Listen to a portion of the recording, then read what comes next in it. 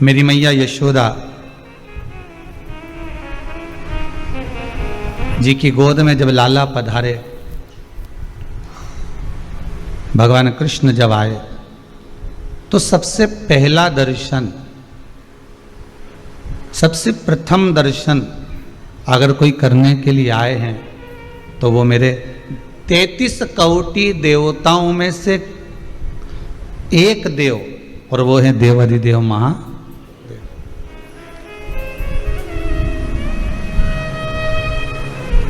जो भगवान का दर्शन करने के लिए पधारे और पूरे ब्रजमंडल में अलख जगाते हुए कि मुझे लाला का दर्शन करना है, मुझे लाला का दीदार करना है, उसका एक झलक पाना है, उसका एक दर्शन करना है मुझे।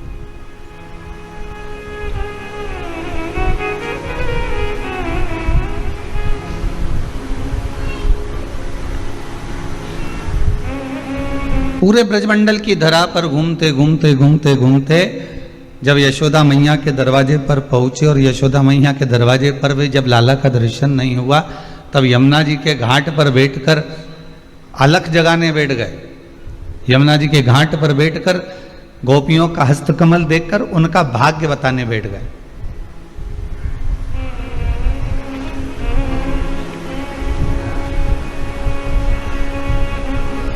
अच्छा, इतने सारे देवता सब छोड़कर केवल देवाधिदेव महादेव ही भगवान का दर्शन करने क्यों पधारे? ब्रह्मा जी को भी आना था, इंद्रदेव को भी आना था, वरुण गरुण सारे देवी देवता जितने भी हैं, सारे देव जितने भी हैं, सबको कम से कम पहुंचना तो था।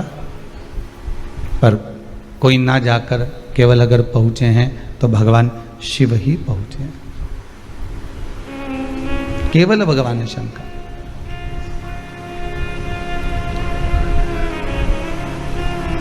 क्यों? क्योंकि ये भगवान कृष्ण यदि यशोदा मैया की गोद में पहुंच रहे हैं तो ये श्रावणी पूर्णिमा के पुण्य से पहुंच रहे हैं। श्रावण का जो महीना है, और श्रावण के महीने में जो श्रावण की पूर्णिमा आती है, उस पूर्णिमा पर बहुत सारे ब्राह्मण यमुना जी के घाट पर जाकर श्रावणी कर रहे थे। और यशोदा मैया जी की जो माता जी हैं पाटला देवी, उन पाटला देवी भगवान शंकर की आराधना करती थी, यमुना का गुणगान करती थी, यमुना का स्मरण करती थी, और यमुना मैया से हर पल विनती करती थी कि मेरे बेटी, सारी बेटियों के यहाँ मेरे यहाँ संतान है, पर मेरी यशोदा के यहाँ औलाद नहीं है, यशोदा के यहाँ संतान नहीं।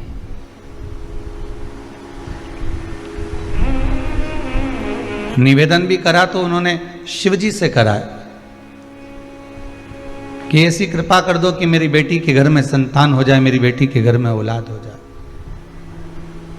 और कृपा देखिए, जैसे ही पाटला देवी निकल कर जा रही थी तो एक संत ने आकर कह दिया कि तुम्हारी बेटी से कह दो कि श्रावण की पूर्णिमा के दिन अगर वो ब्राह्मणों का, संतों का भोजन कराएगी तो उसके घर में वंश की वृद्धि अपने आप हो जाएगी।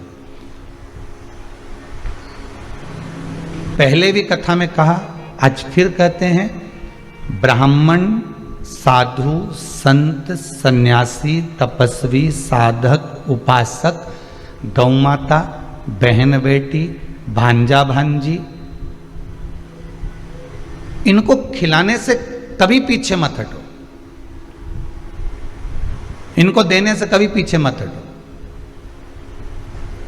इनको खिलाया गया, इनको दिया गया, कहीं ना कहीं हमारे सामने आकर खड़ा हो जाता, हमारे सम्मुख में आएगा और वो सामने आकर खड़ा हो जाएगा।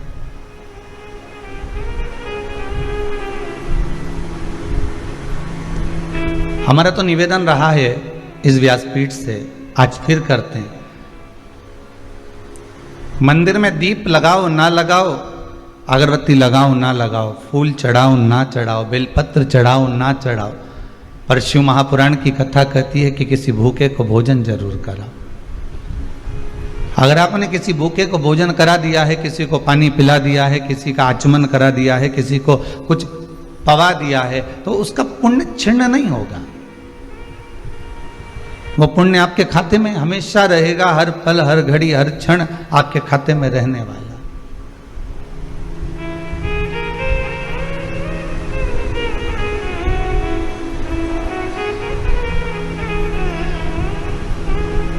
पुण्य की समाप्ति नहीं हो सकती।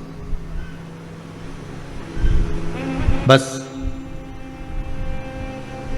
भोजन कराते समय, पानी पिलाते समय, चाय पिलाते समय, जो भी पदार्थ आप दे रहे हो उसको देते समय आपके भीतर अहंकार नहीं आना चाहिए, आपके भीतर अभिमान नहीं आना चाहिए।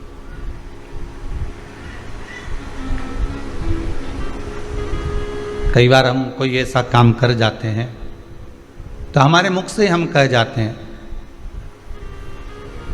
मैंने अगर कर दिया है तो फिर ये बिल्कुल ठीक होगा ही, ये पक्का है, श्रेष्ठ होगा ही, ये पक्का है। कई बार हम हमारे मुख से कह जाते हैं हमने करा है ना तो वो गलत हो ही नहीं सकता, वो गलत नहीं होगा। पर शिव महापुराण की कथा कहती है कि मानव तो गलती का पुतला है। अगर मनुष्य गलती नहीं करेगा तो क्या भगवान गलती करेगा? हमारे द्वारा हम अगर कोई गलत कार्य अच्छा भी कर रहे हैं, श्रेष्ठ भी कर रहे हैं, बहुत अच्छे से अच्छा करने का प्रयास कर रहे हैं, उसके बाद भी कुछ त्रुटि रह जाती है। संसार में आए हो तो त्रुटि तो रहना ही है, पर उस त्रुटि का बार बार भान क्यों करें हम? उस त्रुटि की जगह उस त्रुटि को सुधारने का प्रयास करें हम। संसार सागर में आकर माना हमने चोरी कर लिया, माना हमने कपट कर लिया, माना हमने झूठ बोल लिया, माना हमने प्रपंच कर लिया, माना हमने कुछ छुपा लिया, माना हमने कोई बेकार कर्म कर दिया, पर उसको सुधारने का भी तो कोई तरीका हो सकता है कि हम भगवत भक्ति में इतने डूब जाएं, हम भगवत नाम में इतने डूब जाएं, हम भगवत स्मरण में इतने डूब जाएं कि जो हमारा पूर्व का किया हुआ कर्म है उसको काट दिया जाए।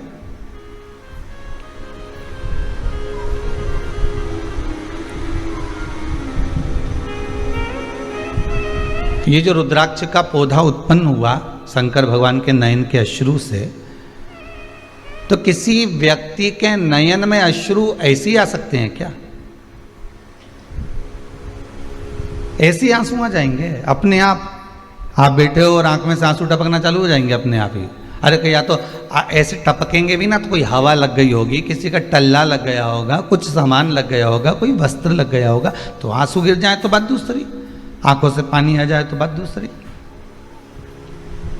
या हो आंसू आने का दो कारण, एक तो बहुत खुशी हो तो हृदय प्रफुल्लित होकर भी आंखों में अश्रु आ जाता है, और अगर हृदय में दुख हो तो भी आंसू आ जाता है, तो भी नैनों से जल बह जाता है। हम इतने बार कथा को सुने, हर बार हमने कथा में सुना कि माता पार्वती के नयन अश्रु से बेलपत्री का पौधा उत्पन्न हुआ। बोलो सही है कि गलत है? आपने सुना ना कथा? शिव महापुराण में भी लिखा हुआ है,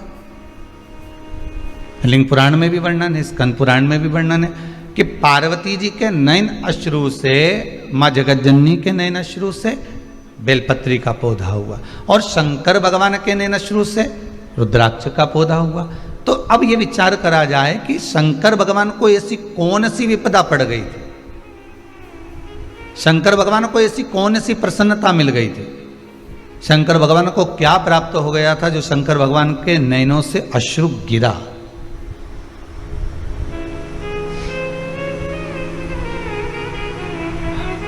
अपनी कथा में से अपना ही एक प्रश्न खड़ा करा। आप भी कभी कभी अपने मन में एक प्रश्न खड़ा कर, आपके मन में आया कि नहीं आया वो हमें नहीं मालूम, कि शंकर भगवान, अपने तो कथा में सुन लिया कि नयन अश्रु गिरा और रुद्राक्ष का पौधा हुआ, पर प्रश्न ये खड़ा होता है कि नयन अश्रु गिरा क्यों?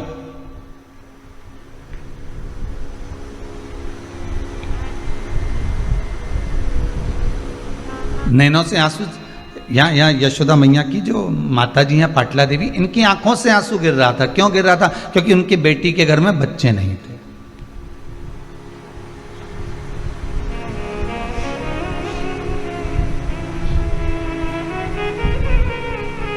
मंदिर में आकर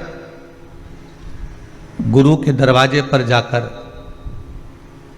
जिससे बहुत विश्वास जोड़कर बैठे हो, उस परमात्मा के चरणों में जाकर व्यक्ति रोना नहीं चाहता तो भी उसकी आंखों से अश्रु निकल जाते। हमने इस कुबेरेश्वर धाम में भी कईयों को देखा है, वो बोल ही नहीं पाते और उनके मुख से कोई शब्द नहीं निकलता, पर आंसू सब कह जाते हैं, अश्रु सब बोल जाते हैं कि क्या कहना चाहते हो, क्या कहना चाह रहे हो। आपके नैनों के अश्रु बोल जाते हैं।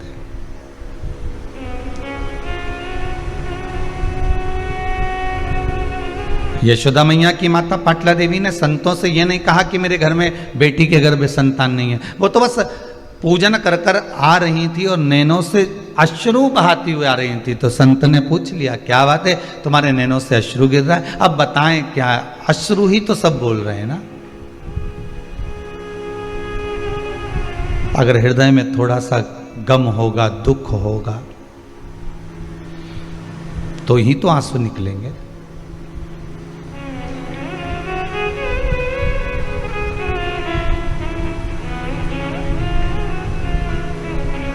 संत बोले,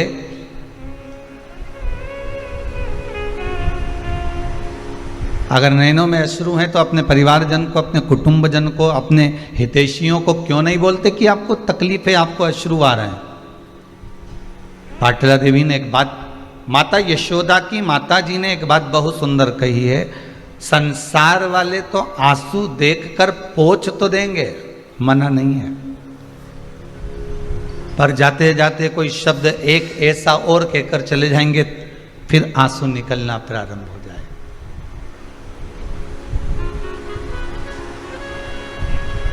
तुम तो नदी के किनारे पर खड़े थे, तुम तो तालाब के किनारे पर खड़े हो, नदी के किनारे पर खड़े हो, आप तो कुआं और बावड़ी के पास में खड़े हो।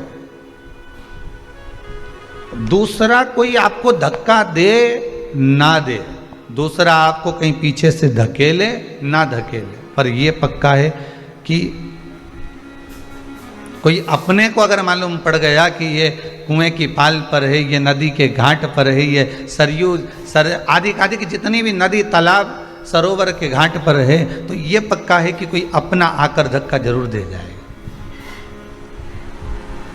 पर यदि देवादिदेव महादेव में अगर ये मन लगा हुआ है, ये चित्त वृत्ति हम भगवान में लगाकर बैठे हैं, राम में, कृष्ण में, शिव में, भवानी में, जगदम्बा में, दत्त में, आपकी चित्त वृत्ति अगर परमात्मा में लगी है तो धक्का देने वाला भले धक्का दे, पर अगर भगवान का स्मरण कर कर अगर हम गिर भी गए पानी में, तो ये पक्का है कि जिसका हम स्मरण कर रहे होते हैं वही हमें हाथ में झेल कर उस तालाब से, उस नदी से बाहर निकाल देता है, जिसका हम स्मरण कर रहे होते हैं,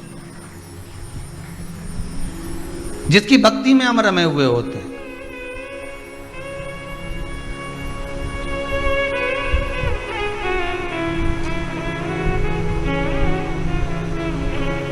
महाराज वो कहते ना,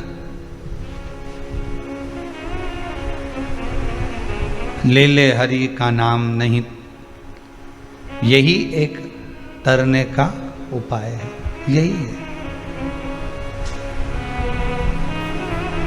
कि ले हरि का नाम यूं ही तर जाएगा। केवल भगवान के नाम से कलियुग केवल नाम आधारा, ले हरि का नाम यूं ही तर जाएगा। धन दौलत और माल धरारे जाएगा।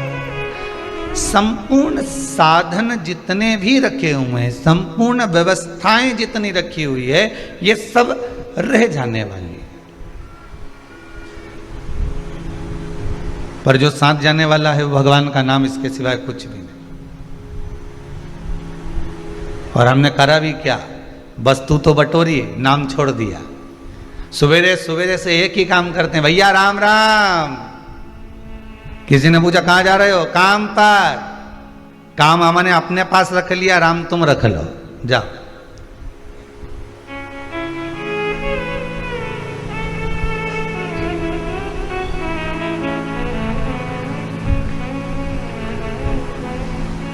और अगर आप कभी अपने भी प्रयास करा होगा, कोई कोई व्यक्ति जो भगवान की कथा नहीं सुनता, जो भगवान के मंदिर नहीं जाता, जो देवालय नहीं जाता, जो धर्म सत्कर्म नहीं करता, कभी कभी आपने भी प्रयास करा होगा उसको बोलने का, क्यों मंदिर नहीं जाती? एक वजह से कथा आ रही है, रुद्राक्ष शिव महापुराण की कथा चल रही है, सुनो कथा को, मंदिर नहीं गई तू? जिस व्यक्ति को हम कह रहे हैं कि कथा सुनो, जिस व्यक्ति को हम कह रहे हैं मंदिर जाओ, देवालय जाओ, तीर्थ जाओ, दर्शन करो, भजन करो, कीर्तन करो, नाम जाप करो, वो उल्टा आपको ज्ञान देना चालू कर देगा। अरे क्या करो, पूरा लॉकडाउन बैठ के यही तो करा था, अब अभी तो दुकानें खुली हैं तो थोड़ा सा कमा लें, और मालूम पड़े तीसरी लहर और आ गई, वैसे तो बाबा देव अधिदेव महादेव संभालेगा, वो तो सब उसके हाथ में है। फिर अगर कहीं कुछ हो गया तो इसलिए अभी कमाने का मौका मिला है, कमाल,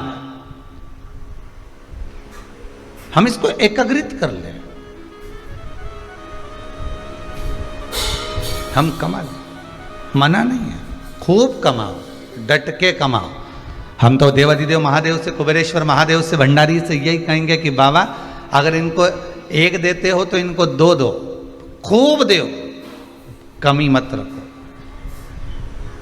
पर देने के साथ में इनका मन थोड़ा सा बड़ा करते चले जाना, क्योंकि बिल्डिंग जैसे जैसे बनती चली जाती है, मकान बंगला गाड़ी जैसे जैसे बढ़ते चले जाता है, वैसे वैसे व्यक्ति का दिल मन थोड़ा कंजूसड़ा होते चले जाता है, थोड़ा चित्तवृत्ति थोड़ी कम होती चली जाती। 8-10 फैक्ट्रियां चल रही है, ओ हो 4-6 पेट्रोल पंप है, बहुत बढ़िया।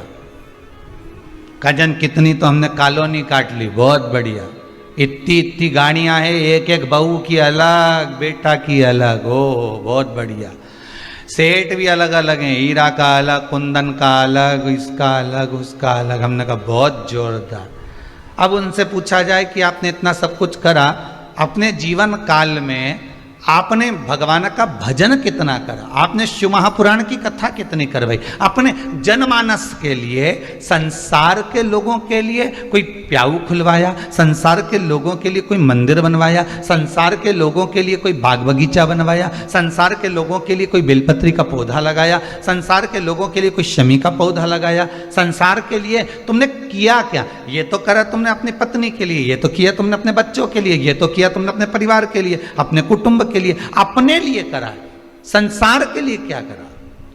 कथा, इन कथाओं की लाइन में एक कथा में पहले कहा था, व्यक्ति नहीं बनना हमको, केवल हमको व्यक्तित्ववान बनना। व्यक्ति जब मरता है उसको कोई याद नहीं करता 13 दिन के बाद, और याद करेंगे तो 1 आध महीना करेंगे, 1 आध महीना तो करा मालूम पड़े 5-6 महीना करेंगे, इससे ज्यादा कोई याद करेगा कि तुम्हें? कथा में कहा था पहले भी कि हमें व्यक्ति बनकर नहीं जाना, हमको व्यक्तित्ववान बनकर जाना। व्यक्ति बनकर जाओगे तो घर में केवल एक फोटो टंगा रहेगा, और उस पर भी माला प्लास्टिक की चढ़ी रहेगी, 16 श्राद्ध में उतरेगा, कंडा जलाकर उस पर धूप छूटेगी, इससे ज्यादा कुछ नहीं होगा। पर व्यक्ति बनकर गए तो फोटो लगा घर के अंदर, व्यक्ति बनकर गए तो धूप भी छोटी घर के अंदर, व्यक्ति बनकर गए तो माला भी चढ़ी घर के अंदर। पर व्यक्तित्ववान बनकर जाओगे तो कहीं फोटो लगाने की जरूरत नहीं है, क्योंकि व्यक्तित्ववान व्यक्ति जब जाता है तो दिल में फोटो फिट कर चले जाता है, सबके हृदय में फोटो फिट कर जाता है कि ये इनके हृदय में उस व्यक्ति का, उस व्यक्तित्ववान व्यक्ति का फोटो लगा हुआ।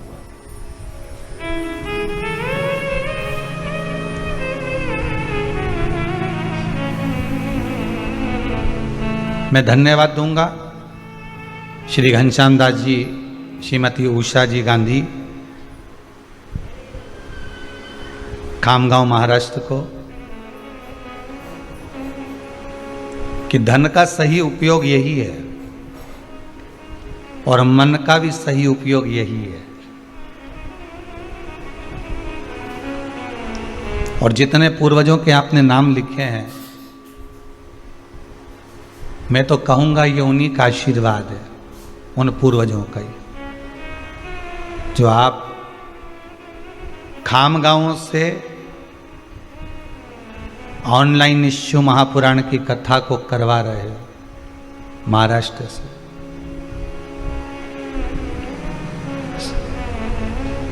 जैसे उदर तृप्ति के लिए भोजन जरूरी है, आत्मा की तृप्ति के लिए शिव महापुराण बहुत जरूरी है। अभी इस रुद्राक्ष शिव महापुराण के पहले जो शिव पुराण हुई थी वो व्रत शिव पुराण हुई थी। कई माताओं ने इतने मैसेज भेजे हैं, कई ने व्हाट्सएप पर, कोई ने काय पर लिख लिख कर भेजा, हमें पूजन का विधान मालूम पड़ गया, हमें उद्यापन क्या होता है यही नहीं मालूम था। हम तो सोचे थे कि व्रत को समाप्त कर दो, उद्यापन का महत्व यही है। व्रत की पूर्णाहुति कर दो, उद्यापन का मतलब यही है। हम तो ये सोचते थे कि कोई अनुष्ठान पूरा हुआ तो उद्यापन कर देना, पर मालूम ये पड़ा कि उद्यापन करने के बाद उस वस्तु पर सील, उस व्रत पर, उस उपवास पर सील ठप्पा लग जाता है कि अब ये तुम्हारा हो गया। हमको ये नहीं मालूम था कि ये व्रत अब हमारा हो गया, हम तो उद्यापन कर देते थे।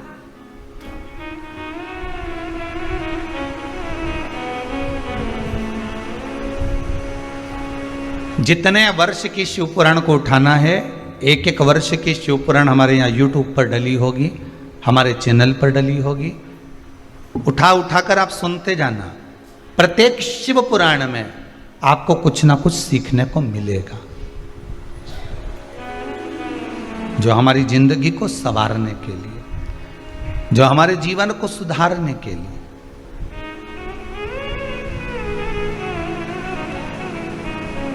केवल माला लेकर बैठे रहे, 2 घंटा 4 घंटा तक जपते रहे, इससे परमात्मा की प्राप्ति का साधन नहीं।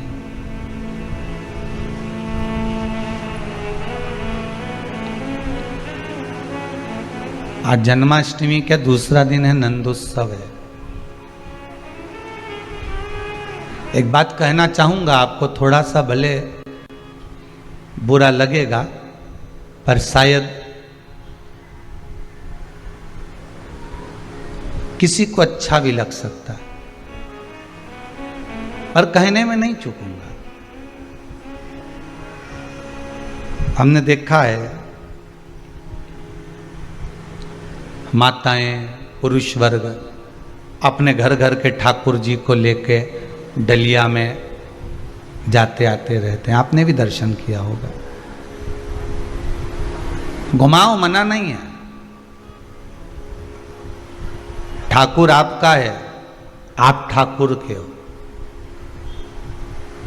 पर भगवान को, ठाकुर को जैसी रहने की आदत है राजसी ठाट में, उसको अपने घर में रखकर राजसी ठाट दीजिए। डलिया में लेकर यहाँ चले गए, वहाँ चले गए, यहाँ रख दिया, वहाँ रख दिया, तो कहते हैं हमारा पुत्र है, हमारा बेटा है, हम उसको परिवार का अंग समझते हैं, हम परिवार का एक व्यक्ति समझते हैं। हम मना नहीं करेंगे, आप समझो। फिर परिवार के व्यक्ति के लिए जैसे व्यवस्था करते हो वैसा करो। जैसे पति तुम्हारा जब मायके आता है, तुम्हारे मायके में तुम्हारा पति आता है तुमको लेने के लिए, तो बोलो व्यवस्था करती हो कि नहीं करती? मम्मी आज वो आ रहे हैं, खसखस का हलवा बना लेना। मम्मी आज वो आ रहे हैं, उनको दाल बाटी पसंद है, बना लेना। मम्मी आज वो आ रहे हैं, ऐसा काम करना कि सुबह पोहा बना लेना, शाम को आलू बड़ा बना लेना, और सुनो सुबह सुबह का भोजन ऐसा बना लेना। बोलो करवाते हो कि नहीं करवाते? तुम्हारे ससुराल वाले तुम्हारे मायके में जब आते हैं तो तुम कितनी व्यवस्था करते हो, और ठाकुर जी को लेकर तुम यहाँ वहाँ चले जाते हो, घूमते रहते हो, तो वो ठीक नहीं। भगवान को अपने हृदय के साथ में उसको राजसी ठाट दीजिए। वृंदावन में रहे तो ब्रज के राजा बनकर रहे हैं मेरे ठाकुर, और द्वारका में रहे तो द्वारका के राजा बनकर रहे हैं मेरे ठाकुर।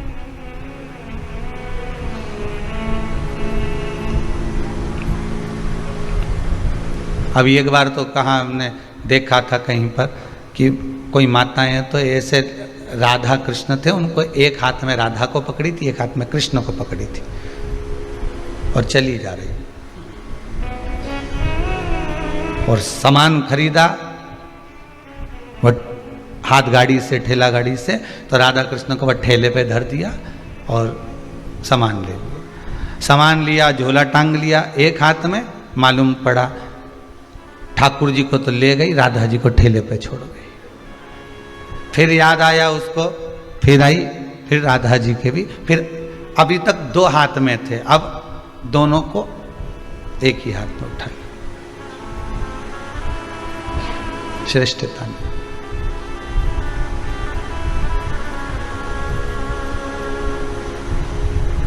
अगर हम ही हमारे ठाकुर को इस तरह से रखेंगे तो जनमानस क्या सोचेगा? आपकी भक्ति है, इस व्यासपीठ से आपकी भक्ति को मैं नमन करता हूं। आपकी भक्ति है, आप भगवान से स्नेह करते हो, मैं आपको प्रणाम करता हूं कि आपके बराबर दुनिया में कोई नहीं प्रेम करता होगा, स्नेह करता होगा ठाकुर से। पर निवेदन है, उस लाडले को लाड लड़ा कर रखिए, हृदय से लगा कर।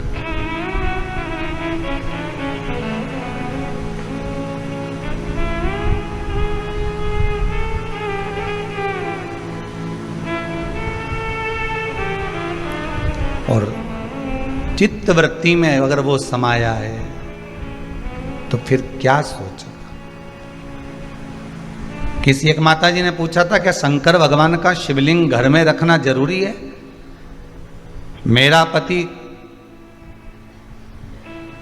कह रहा है कि शिवलिंग नहीं रखूंगा, मैं कह रही हूं कि मैंने शिव पुराण सुनी है तो शिवलिंग घर में रखूंगी। बहू भी मेरा साथ दे रही है, बेटा भी मेरा साथ दे रहा है, पर मेरा पति मना कर रहा है। तो हमने उस माता जी से एक ही बात लिखकर भेजी कि माँ आपसे निवेदन है कि अगर आपका पति मना कर रहा है शिवलिंग रखने को तो मत रखो। हृदय में तो शिव है ना, श्वासों में तो शिव है ना, धड़कनों में तो शंकर है ना, रोमावली में शंकर समाया हुआ है। 3.5 करोड़ रोम छिद्र जो ये मनुष्य के शरीर में है, हर एक रोम के अंदर शंकर ही तो है, शिव ही तो है।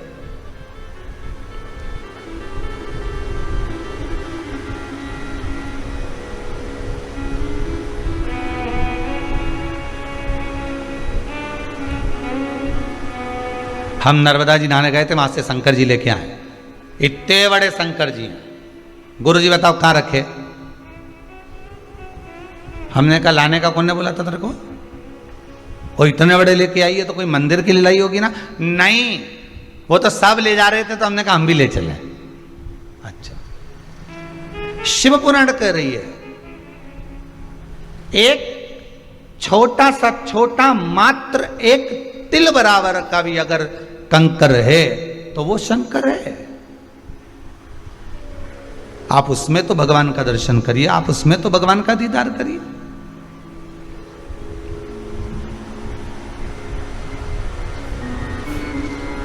ये जरूरी थोड़ी ना कि हम भगवान को लेकर घूमेंगे तो ही भगवान हमारा होगा, हम भगवान को मंदिर घर के अंदर बिठाएंगे तो ही भगवान हमारा होगा। किसी किसी के यहाँ शादी में, ब्याह में लड्डू गोपाल देते हैं कन्यादान में। अब लड्डू गोपाल जी दे तो देते हैं वो कन्यादान में। अब ईमानदारी की बात है, वो लड्डू गोपाल जी को कन्यादान में किया तो जितने भी लोग उनको लेके गए तो वो जो बर्तन नहीं होते नहीं कन्यादान के, ने हंडा ने बाल्टी ने टंकी ने सब सामान, वो उसी में वो डाल के ले गए। अरे बोलो तो सही है कि गलत है? उसी उनने तो उसको बर्तन समझा, उसी में डाल के ले गए। अब जब शादी हो गई, रिसेप्शन हो गया, 15-20 दिन हो गए, बर्तन का बोरा अभी तक नहीं खुला। 1-1.5 महीना बाद जब बर्तन का बोरा, और अभी भी सास ने कह दिया पड़े रहने दो, इतने तो बर्तन पड़े करेंगे का। तब बहू ने कहा हो सकता है हमारी मम्मी ने हमको भगवान दिए तो इसमें पड़े होंगे, जरा देख लो ना, मतलब पड़े होंगे, रखे होंगे नहीं, पड़े होंगे, जरा देखो। फिर बर्तन निकाले, उसमें से भगवान निकले, फिर विचार करा। अब हमारे यहाँ तो पहले से ही बड़ी बहू का भी रखा है, हमारी अम्मा का हाथ का रखा है, दो दो तो पहले से रखे थे, अब ये छोटी बहू के भी आ गए। अब इनके कहाँ रखेंगे इतनी सी जगह में, बताओ जरा। तो पहले बेटी के माता पिता को पूछना था कि आपके घर में जो ठाकुर जी बैठे हैं, हम उनका कोई श्रृंगार बनवा दें, हम उनके चांदी का कोई आभूषण बनवा दें, हम कोई स्वर्ण का आभूषण बनवा दें, या आपके ठाकुर जी को हम छोटी सी चांदी की गाय दान दे देते हैं, आपके ठाकुर जी को हम बंसी बनवा देते हैं, आपके ठाकुर जी को हम पैजनियाँ बनवा देते हैं, आपके ठाकुर जी को हम कर्णफूल बनवा देते हैं, आपके ठाकुर जी को हम कुछ ऐसा देना चाहते हैं, हमें बता दो, क्योंकि हम अलग से ठाकुर जी देंगे तो माँ रखने की जगह तो वैसे ही नहीं होगी, सेवा करे ना करे ठाकुर जी इधर उधर, तो हम आपके ही ठाकुर जी को कोई ऐसा स्नेह तुल्य चीज प्रदान कर दे।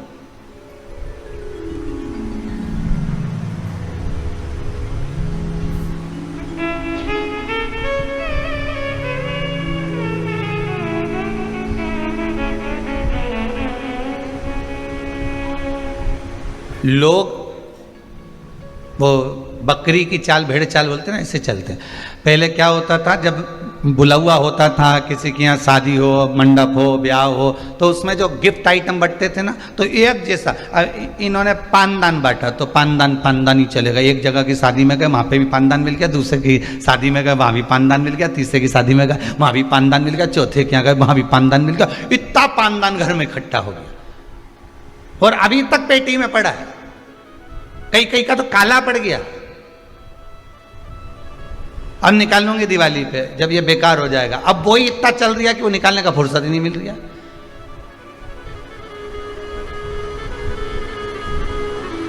फिर चलो तो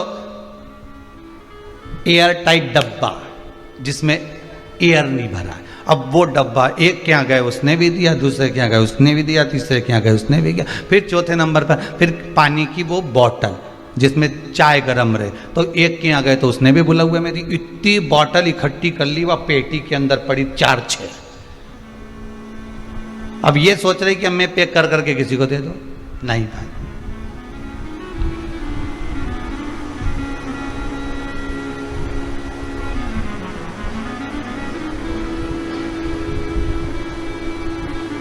उसको जो अच्छा लगता है वो आप दीजिए। शिव महापुराण की कथा कहती है जो ईश्वर को अच्छा लगे, भगवान को जो अच्छा लगे आप उसको वो दो। भगवान को क्या अच्छा लगता है? भगवान को आपका धन अच्छा लगता है, दौलत संपदा? भगवान को आपकी प्रॉपर्टी अच्छी लगती है? नहीं। भगवान को आपका सोना चांदी हीरा पन्ना कुछ भी अच्छा नहीं लगता। भगवान कहते हैं ये तो सब मेरे चरणों की धूल है। तुम मेरे पास में आते हो, आते ही काय को मेरे चरणारविंद की रज लेने के लिए। रज मतलब भगवान के चरणों का थोड़ी सी धूल अगर मिल जाएगी तो जीवन सार्थक।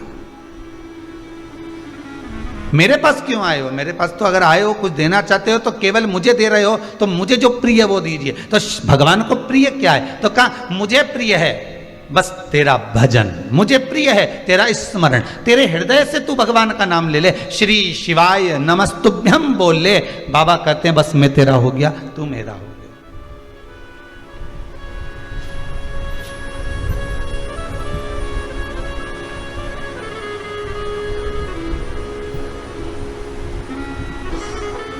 भोले तेरे चरणों की घर धूल जो मिल जाए, सच कहता हूँ भोले तकदीर बदल जाए। भोले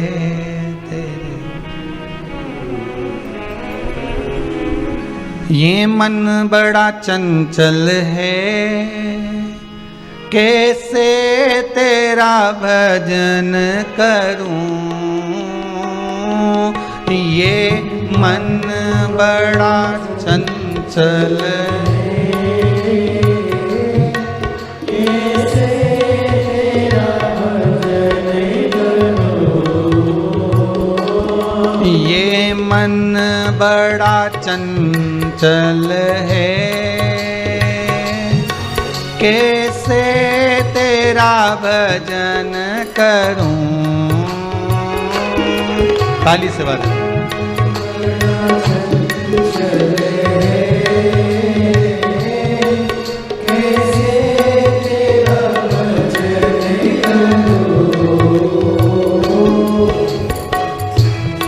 बाबा जितना इसे समझाऊं, जितना इसे समझाऊं, जितना इसे समझाऊं, जितना इसे समझाऊं, उतना ही मचलता है, जितना इसे समझाऊं। बोले उतना ही मचलता है, भोले तेरे चरणों की, भोले तेरे चरणों की, हर भोले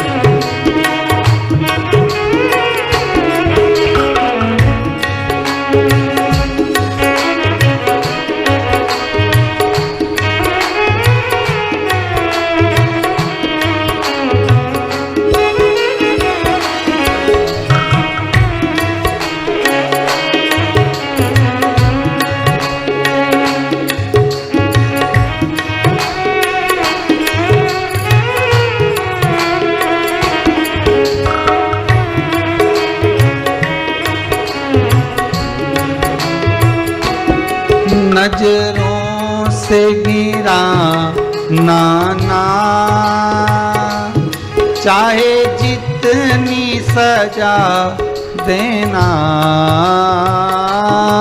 नजरों से गिरा नाना, चाहे जितनी सजा देना, नजरों से गिरा नाना, चाहे जितनी सजा देना,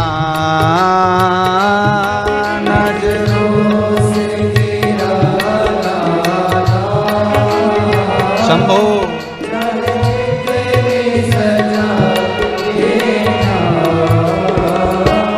नजरों से जो गिर जाए, नजरों से जो गिर जाए, नजरों से जो गिर जाए, नजरों से जो गिर जाए, मुश्किल है संभल पाना, नजरों से जो गिर जाए, मुश्किल है संभल पाना, भोले तेरे चरणों की, भोले तेरे चरणों की, कर धूल जो मिल जाए, भोले तेरे चरणों की, कर धूल जो मिल जाए, सच कहता हूँ भोले, सच कहता हूँ भोले, तकदीर बदल जाए, सच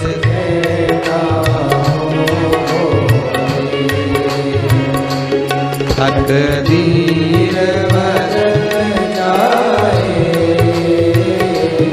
सच कहता हूँ भोले, तकदीर बदल जाए,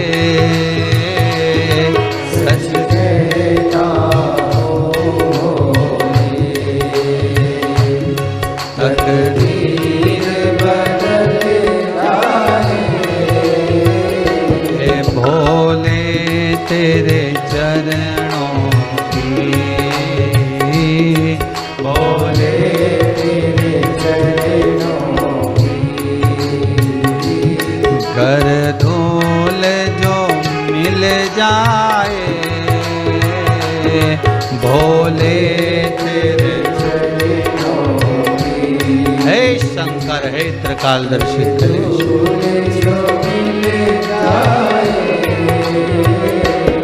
भोले तेरे चरणों की,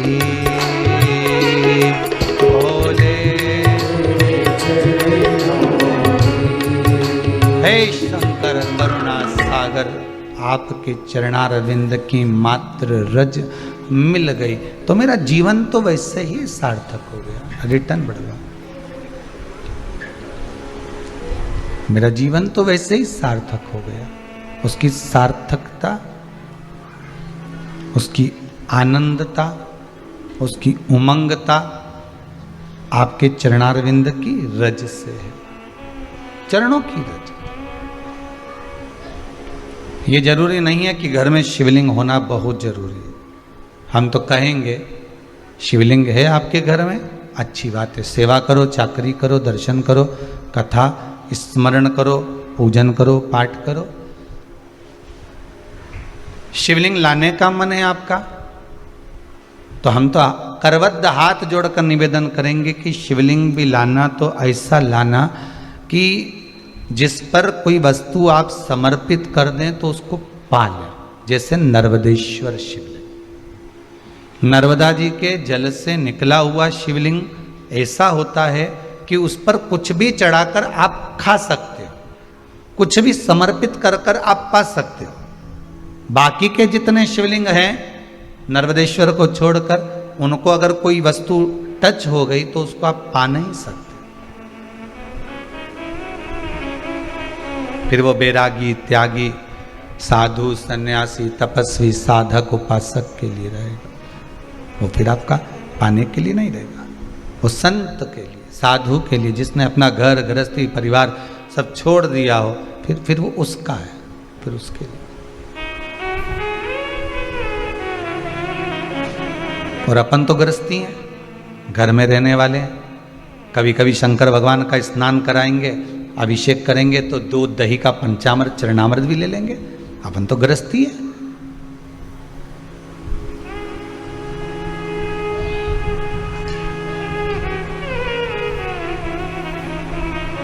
गृहस्थाश्रम में रह रहे हैं तो भगवान का चढ़ा प्रसाद हम पा सकते। पर नर्मदेश्वर शिवलिंग, इसलिए भगवान भूतधिपति भूतेश्वर भगवान शंकर को जो भोग लगाया जाता है, सामने थाली रख दी जाती है सम्मुख में, बाबा के सामने, स्पर्श नहीं हुआ है उसका, दूर रखिए, उसको आप पा सकते हो। यदि स्पर्श हो गया तो फिर किसी साधु को, किसी सन्यासी को, किसी तपस्वी, किसी साधक, किसी उपासक को दिया जाए, जिसने अपना घर परिवार सब छोड़ दिया। रुद्राक्ष शिव महापुराण की कथा चल रही है।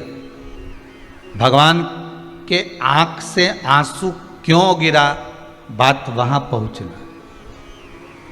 तब रुद्राक्ष का पौधा उत्पन्न होगा, तब जाके रुद्राक्ष उत्पन्न होंगे, एक मुखी से लेके 14 मुखी तक। फिर उसका वृत्तांत वर्णन कई कई जगह पर देखने को मिलता है कि इतना बड़ा रुद्राक्ष, उस पर शेषनाग भी बना है, उस पर शिवलिंग भी बना है। तो ये हमको दिया था, बहुत महंगा लेकर आए। तो ये रुद्राक्ष पर शिवलिंग नहीं होता, शिवलिंग की आकृति शंकर खुद अपने आप बनाता है, उसको घिसकर या सांप को छीलकर या बनाकर ये नहीं बेचा।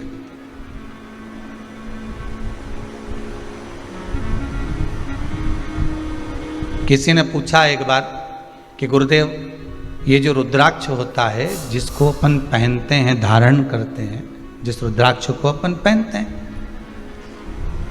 इसको सिद्ध करने का तरीका क्या है?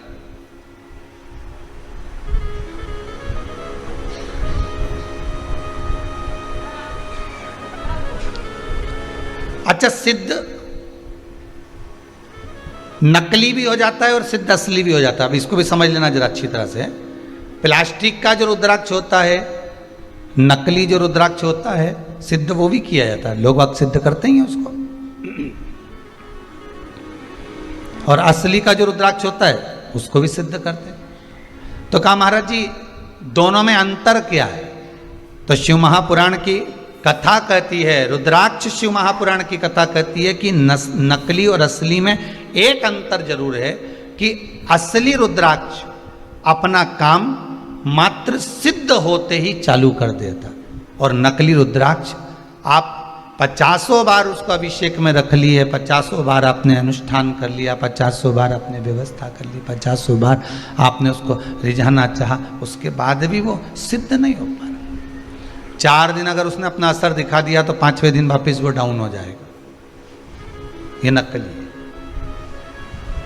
और असली एक बार अगर आपने धारण कर लिया, असली रुद्राक्ष को अगर आपने एक बार पहन लिया, असली रुद्राक्ष को अगर आपने अपनी जिंदगी में एक बार उतार लिया, असली रुद्राक्ष का पानी अगर आपने पी लिया, थोड़ा सा भी आचमन कर लिया, तो बीमारी तो दूर होना ही है।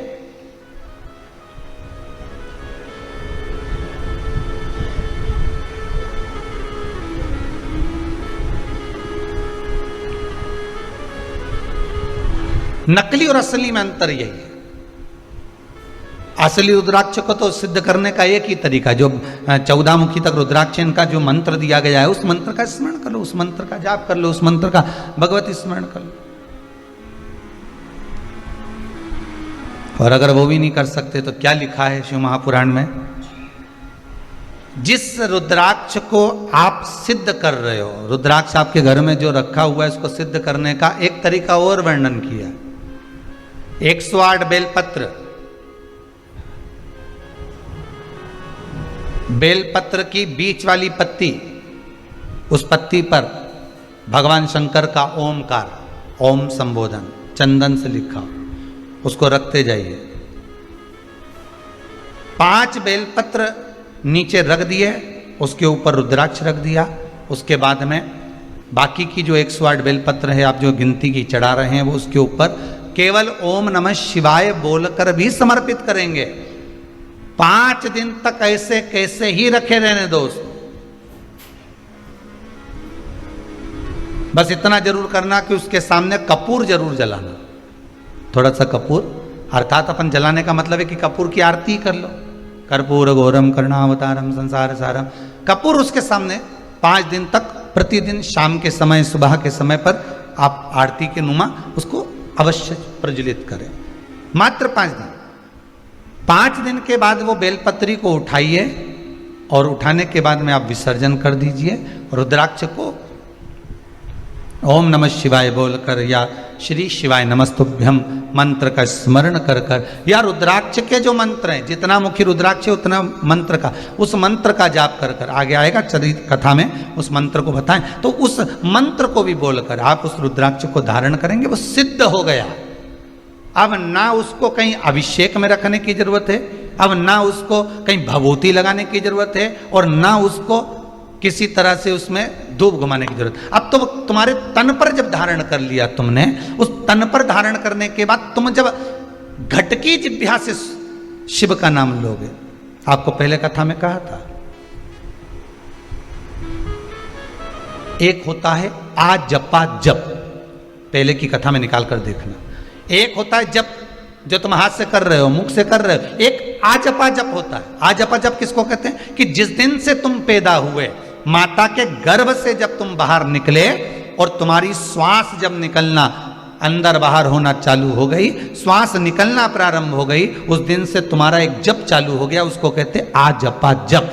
अर्थात तुम भगवान का नाम लो ना लो, पर तुम्हारी जब श्वास निकलेगी, श्वास में एक शब्द निकलता है, वो ओमकार का निकलता है।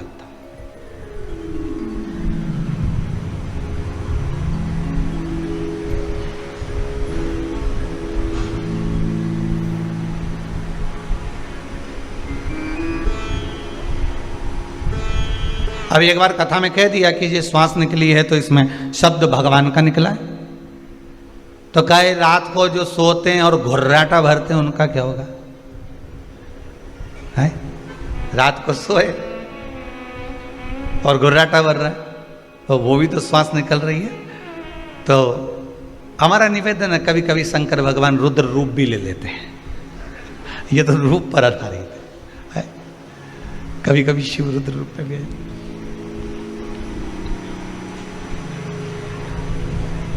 महाराज आजपा जप में यही होता है। आजपा जप में आपको मंत्र नहीं बोलना पड़ते, आजपा जप में आपको नाम नहीं लेना पड़ता। आजपा जप तो जिस दिन से हम पैदा हुए, जिस दिन से हम भगवान की भक्ति में डूबे हुए, जिस दिन से हम पैदा हुए हैं, उस दिन से जो श्वास चल रही है वो आजपा जप ही है, वो आजपा जप।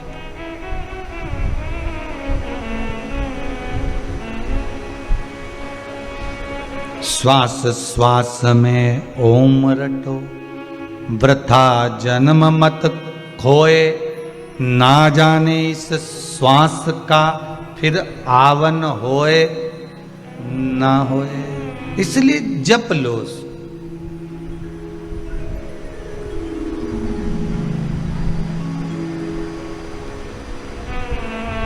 तो रुद्राक्ष जब हम गले में धारण कर लेते हैं, रुद्राक्ष जब हम अपने गले में धारण करते हैं रुद्राक्ष को, और धारण करने के बाद हमारी श्वास का जब आजपा जप प्रारंभ होता है, हमारी श्वास का जब भगवान का नाम जपना प्रारंभ होता है, तो वो रुद्राक्ष चार्ज होते रहता है। रुद्राक्ष को फिर अलग से कहीं ले जाकर सिद्ध कराने की जरूरत नहीं है, वो चार्ज होता रहता है, चार्ज होता है।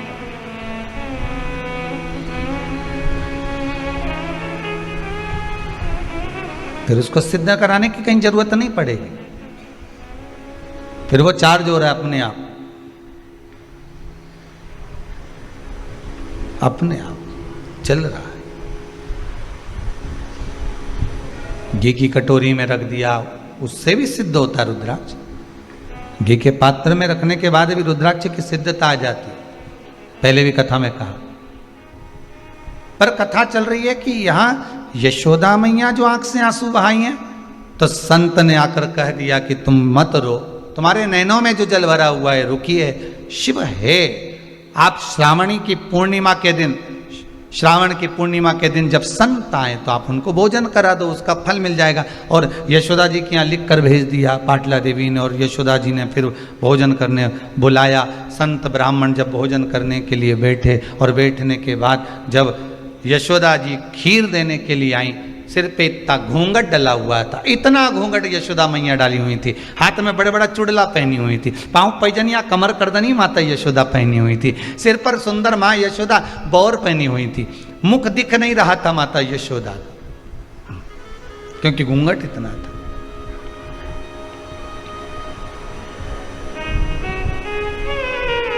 पहले की माताएं करती थी इतना घूंघट, पहले चलता था इतना घूंघट, अब तो धीरे धीरे धीरे धीरे धीरे यहाँ से यहाँ गया, यहाँ से यहाँ गया, यहाँ से यहाँ गया। बच्चा कुचा था, यहाँ आ गया, गया। अब तो बहुएं 2 बार इतना घूंघट करती है।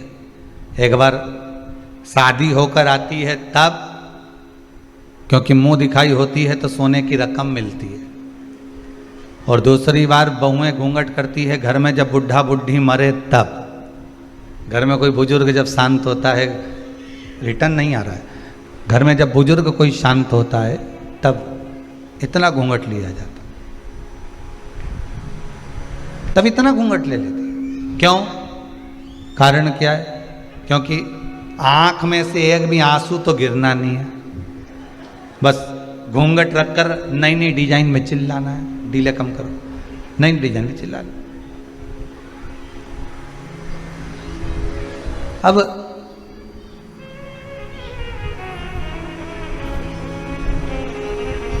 लोगों को भी लगे इतना घूंघट करके रो रही, कितने अच्छे संस्कार हैं इसके, परंतु मेरा कहना है, ये कहने वाले तो कहते थे, पर जब अम्मा जिंदा थी और तब आके देखती तो घूंघट यहां मिलता, यहां।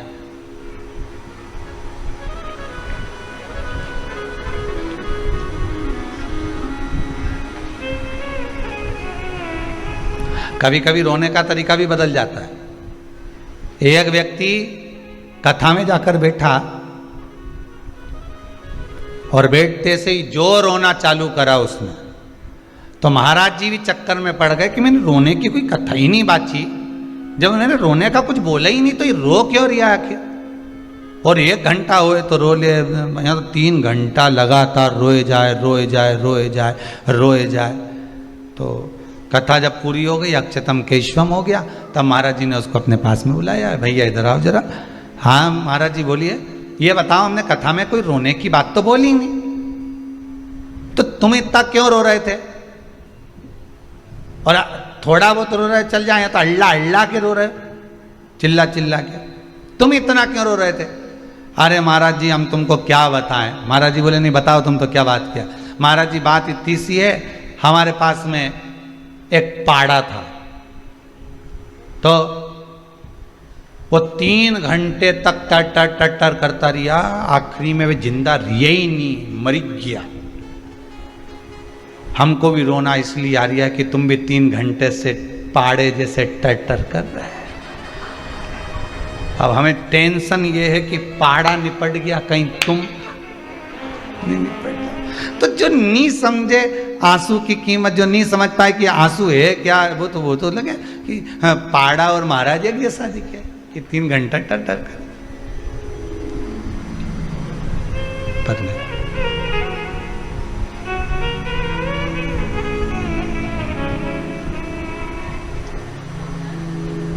अश्रु की कीमत बड़ी है, आंसुओं की कीमत बहुत है।